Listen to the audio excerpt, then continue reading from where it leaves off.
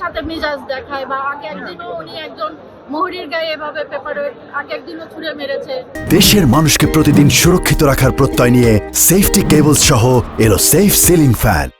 তো এটা নতুন না যে গতকালই সে এই কাজটা প্রথম করেছে। তো একজন বিচারক তিনি যদি তার মেজাজটা কন্ট্রোল করতে না পারে, তাহলে উনি কিভাবে সুবিচার দেবে, বা আমরা কিভাবে তার কাছ থেকে সুবিচার আশা করতে পারি, আর আমরা কিভাবে নিরাপদ থাকতে পারি? বিচারকের কাজ হচ্ছে ক্রিমিনাল অফেন্স যারা করে অপরাধীদের বিচার করা। সেই এজলাসে উনি ক্রিমিনাল অফেন্স করেছে, একজনকে আহত করা মানে এটা হচ্ছে একটা ক্রাইম। একজন বিচারক যদি ক্রাইম করে, সেই বিচারকের কাছ থেকে সঠিক বিচার আমরা আশা করতে পারি না। যার কারণে গোপালগঞ্জে এই ক্রিমিনালের এই বিচারকের গোপালগঞ্জে থাকার কোনো অধিকার নাই। ওনার গোপালগঞ্জ থেকে চলে যেতে হবে, ওনাকে বদলি করে দিতে হবে, এটাই আমাদের দাবি। আমার এই বোন শিক্ষানবিশ আইনজীবী গতকালকে বিচারক কর্তৃক যে আহত হয়েছে, সংশ্লিষ্ট আদালতে যে বিচারক রয়েছে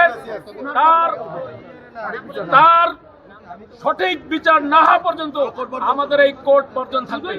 যদি কোর্ট চলাকালীন সময় কোনো অশোভন আচরণ করে থাকেন, উনি ওনার জায়গা থেকে অন্য কোনো ব্যবস্থা নিতে পারতেন। উনি আইনকে হাতে নিয়ে একটা ওয়েট পেপার ঝুলে মেরে একজনকে আহত করার এই ইতিহাস, জুডিশিয়াল কোনো ইতিহাস ওনার নেই।